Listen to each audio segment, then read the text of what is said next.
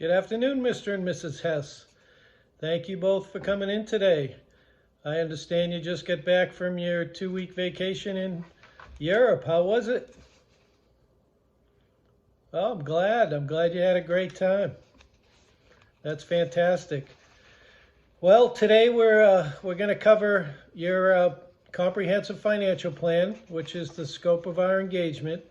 And I have left you in front of both of you your complete packet. So you have the executive summary, which we will be going over today.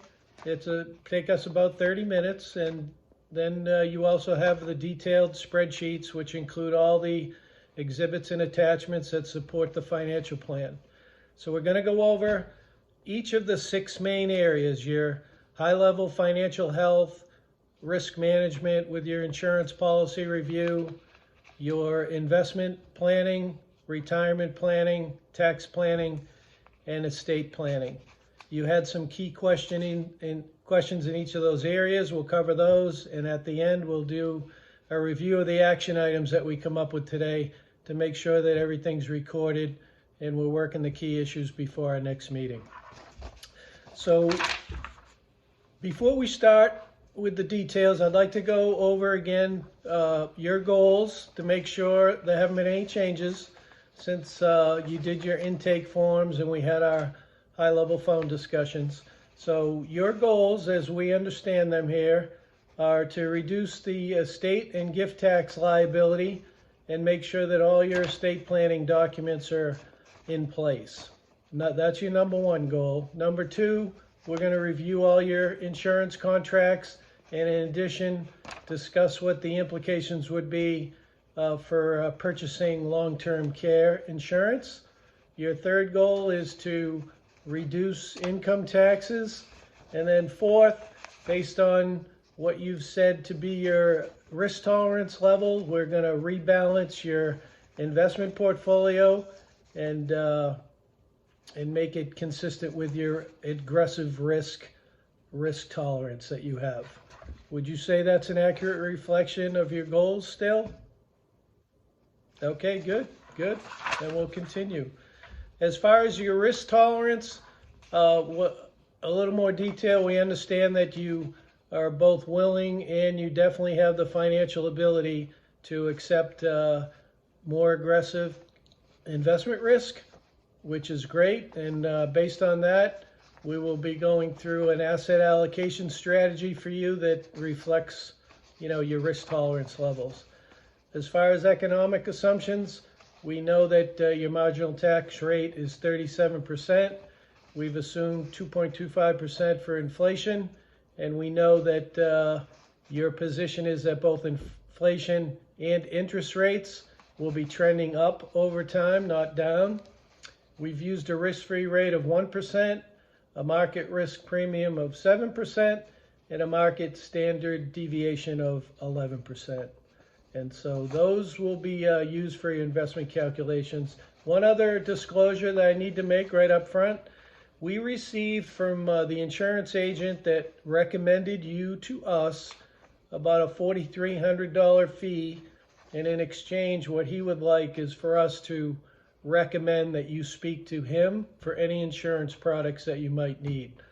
That's a standard type arrangement in the industry, but what I want you to know is we have, both myself and the firm, anybody that works on your account, we have a fiduciary responsibility to put your interest above all others, and we won't be recommending that you go to this insurance agent unless that you're comfortable with that.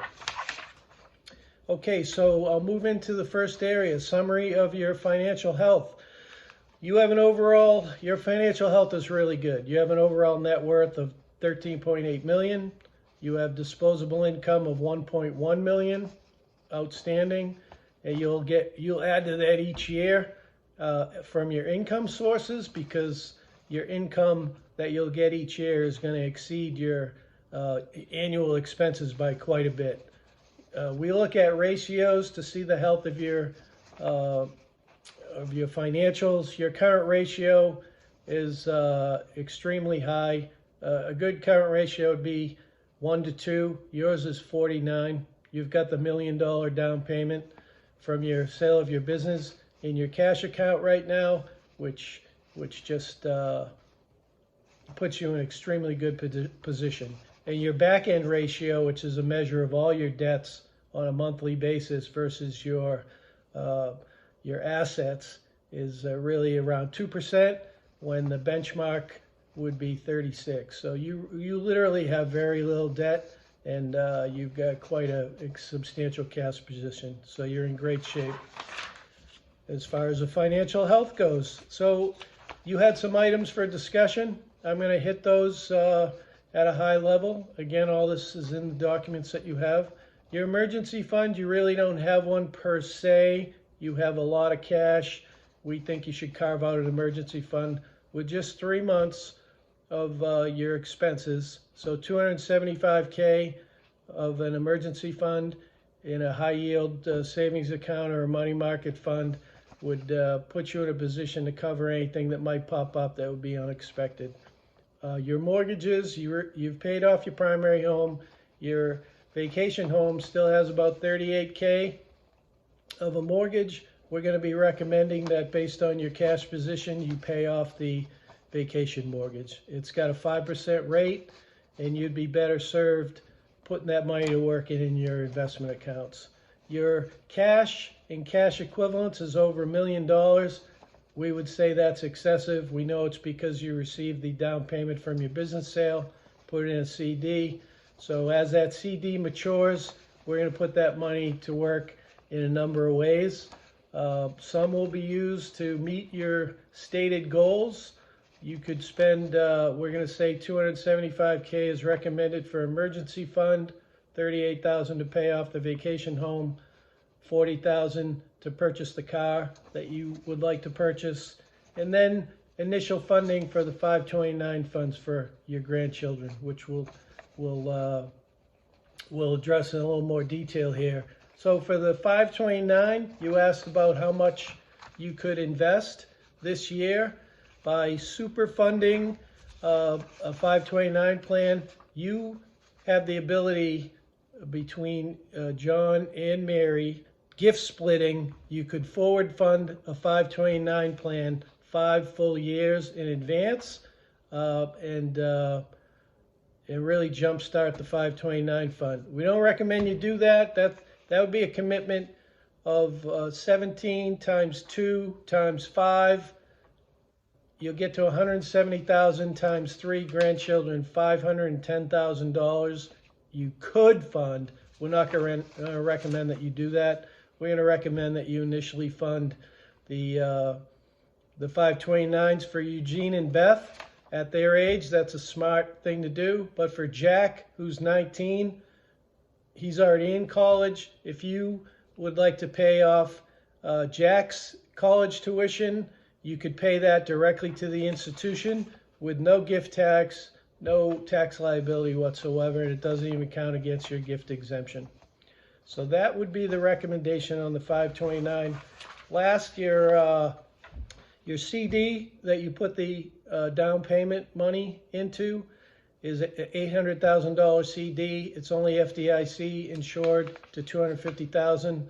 We recommend that you immediately add Mary's name to that account to boost it to $500,000 of insurance protection with FDIC coverage. And if the bank will allow, break that into 2 separate accounts for the duration of the CD, and with both you and Mary listed as owners. That would give you full FDIC protection. That's about it for your general financial health. Do you have any questions before we move on to risk management? Okay, good. All right, for risk management, we reviewed all your policies. We've got several things to talk about on the insurance policies, which are all things that we can handle. So homeowners policies, generally, the rule of thumb is to have a face value on your coverage of 80% of your home's fair market value. And so for your primary home, your fair market value is $900,000. Your coverage is only $400,000. It needs to be $720,000. So that'll be an action to increase the coverage on your primary home. Your vacation home, it's in the same situation. It's at 460,000 of coverage. It needs to be 600,000 based on the fair market value of your vacation home. The next item is flood insurance. A standard HO3 policy does not cover flood insurance. It does not cover any damages due to floods. You need a rider on your vacation home policy or a standalone flood insurance policy for the vacation home. And seeing that that home is right near the Connecticut River, you have a high risk of flooding, and that's something that we think you should put into place immediately, because there's a 30-day waiting period before the coverage would actually take effect on a flood policy. Moving on, you don't have any boat insurance. That boat is worth $100,000. You don't have any boat insurance. We are going to suggest that you secure some boat insurance, which costs 1.5% to 2% of the value of the boat annually. So obviously doable. Your auto and medical look fine. On the medical, you have the Medicare with Part A, Part B, and Part D. You're in good shape there. Liability insurance. You do not have an umbrella policy, and your net worth is nearly $14 million today. We definitely recommend that you put umbrella insurance in case you get sued based on anything that happens at your home, your vacation home, or with the automobile coverage. This will be extra liability insurance. It's typical to secure umbrella insurance. A $1 million policy is going to cost you $150 to $300 a year, and so you're going to need enough umbrella coverage to equal your net worth. So we're going to recommend that you secure umbrella insurance in the amount of $13 million. Lastly, your long-term care insurance. One of your goals was to for us to evaluate your position to have long-term care insurance. You really have two options for long-term care. One, you could put a comprehensive policy into place that covers both you, John, and Mary on a single policy. You would share the policy. It would cover 3 years or $360,000, whichever came first in the case that you had to get long-term care assistance. And that would cost $6,400 for a policy for John annually, and Mary's share would be $5,300. So it's a little expensive, but at your age, being 71 and 68 respectively, that's the going rates for the long-term care coverage now, and it will go up a little bit every year. The other option is self-insure. If you're more comfortable having a policy and you'll sleep better having a policy in place, we definitely recommend that you get the policy. You have the cash, you'll have income resources each year to pay for it. That's not a problem.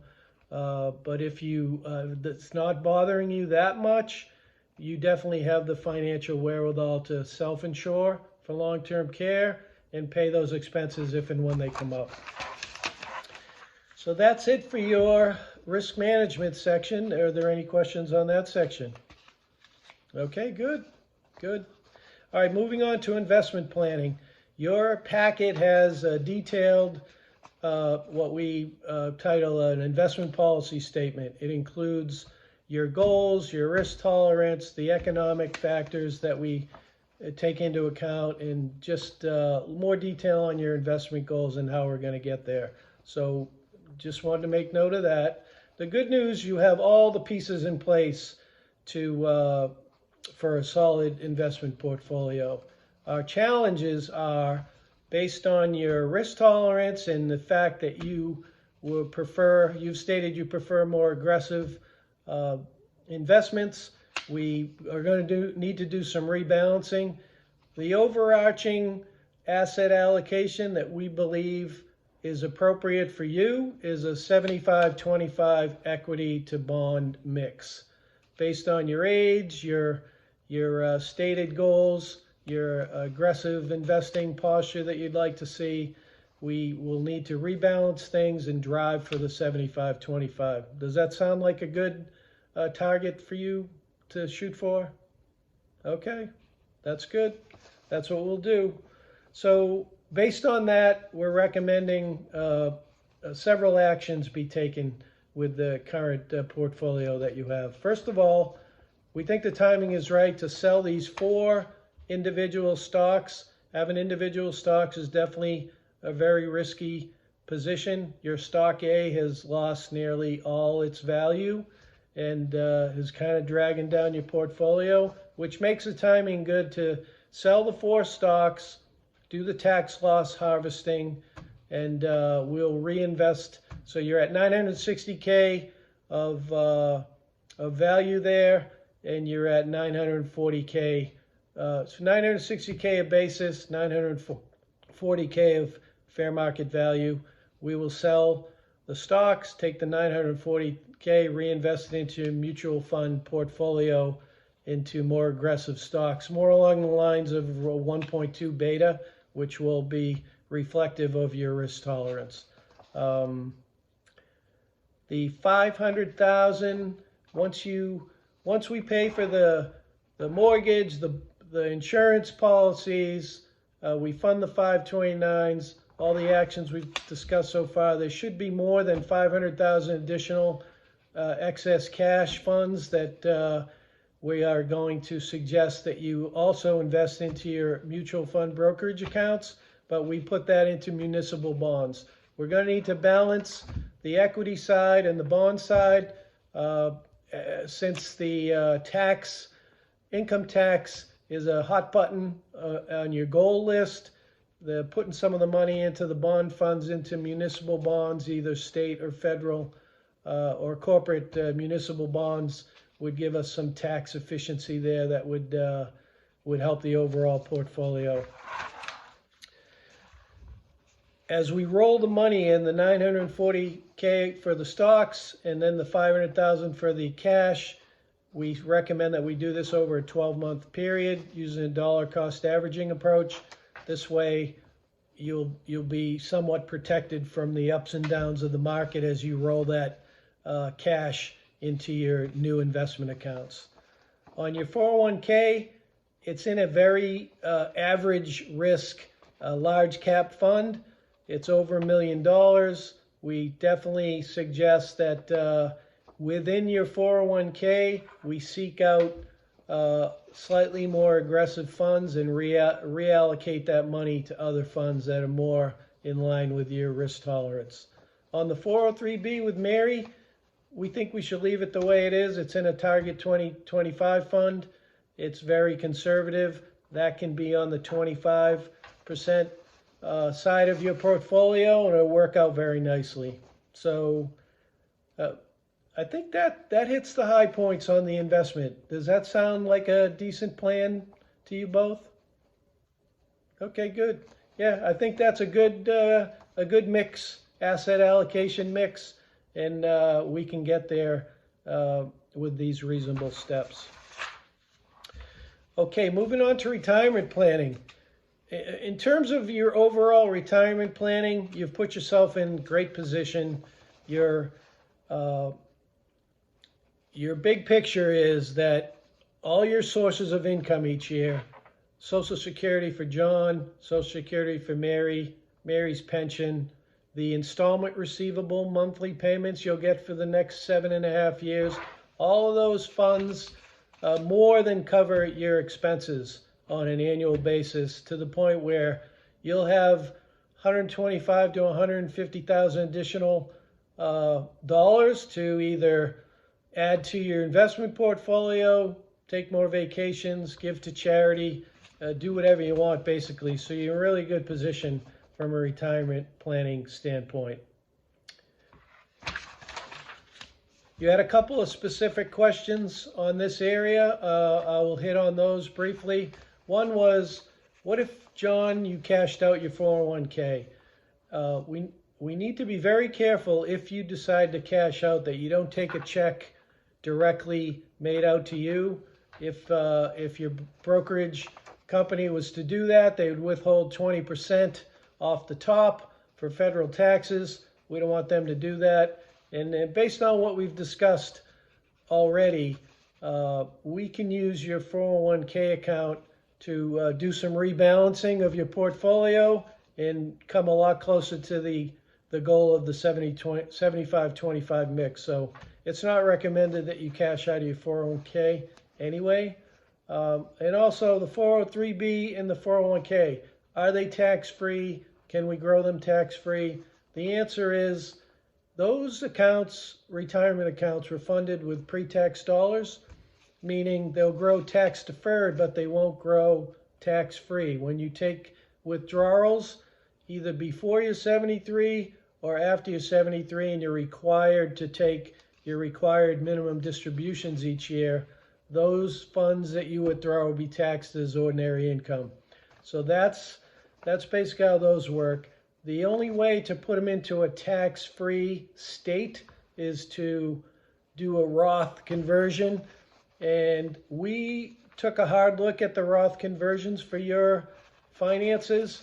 With all that's going on with your 2023 activity in selling the business and the high tax bill that's going to come along with that in year one, we're suggesting that we make these other moves, rebalance your asset allocation, and we take another hard look at the Roth conversions next year. They definitely have merit. You have a lot of time left for even with the ordinary tax hit for doing the conversion, you have plenty of time to let those accounts grow long term. You wouldn't need to touch them for any retirement expenses. So that's the Roth conversions definitely have a lot of merit. We're just suggesting we put it off until next year, which would still be before John has any RMDs to deal with. And then the other question you had was on the IRA contribution. You had $11,000 in 2023 of earned income. That is your limit for an IRA contribution. Even though it was all John's earned income, John, you could do $7,500 inclusive of the catch-up contribution for over 50, and then the balance could be a spousal contribution by Mary, and combined, you could make an $11,000 contribution. And I believe that that's the way to go, a traditional deductible IRA contribution with that money. Since neither of you has any active contributions being made to your previously company-sponsored retirement accounts, even though your income is high, you're still would be allowed to make a deductible IRA. Take some benefit of that on your tax return. So that's the recommendation there. Moving on to tax planning.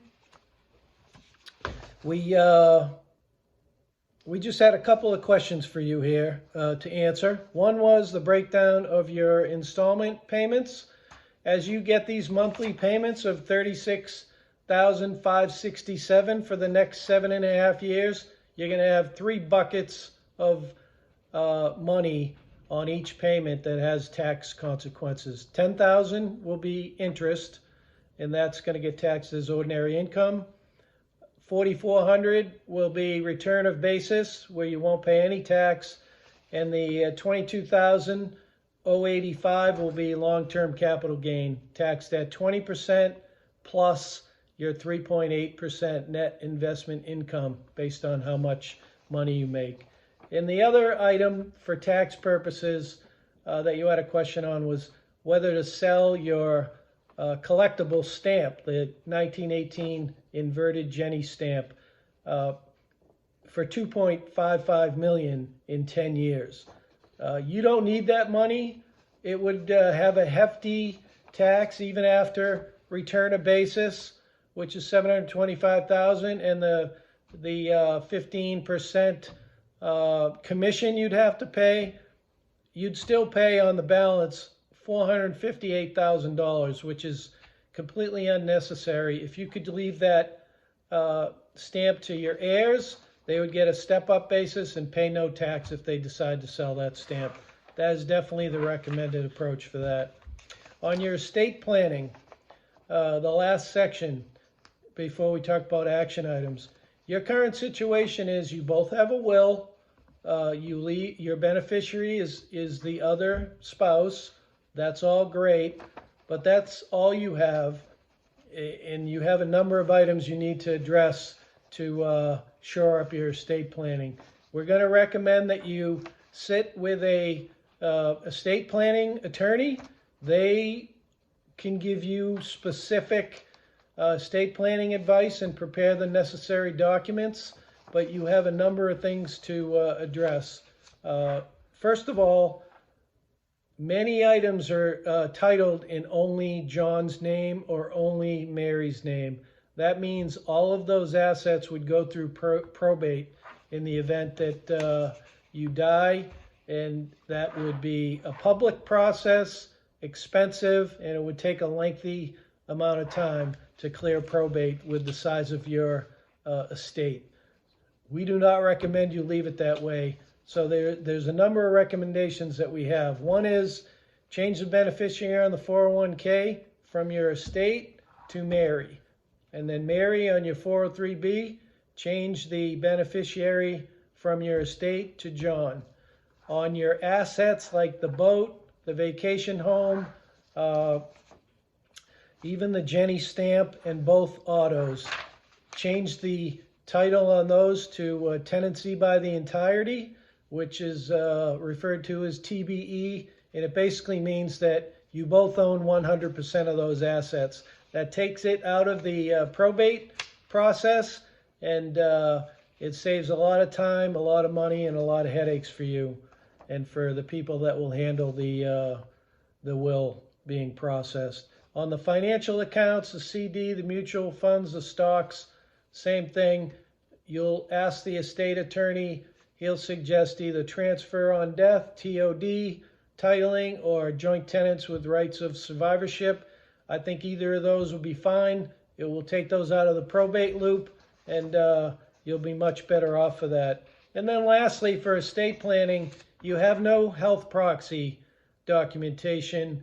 You have no powers of attorney in place, which in the event of either of you was incapacitated, the other you would want to make decisions on your behalf in that time frame. You don't have any of those documents. We need to sit with the estate planning attorney and get those put into place. So that brings us to the action item portion here, and I've organized the action items. They're not all super, have to get them done right this second, but we're going to want to talk them through, agree on some dates that make sense, and then when we reconvene, we can status these action items and make some progress towards all of the goals and the rebalancing of your portfolio, especially the estate planning, which was your number one goal. So on your financial health, we want to use some of your cash, since you're in such a good cash position, the $40,000 to purchase a new car, the $38,000 to pay off your vacation mortgage, a portion of the cash to begin funding Eugene and Beth's 529 plans, and then the dedicated emergency fund of $275,000.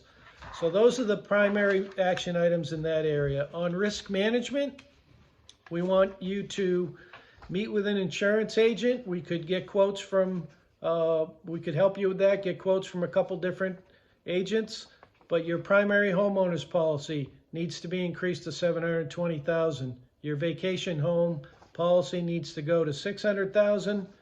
You need to get flood insurance sooner rather than later. We suggest the next 30 days you put that into place.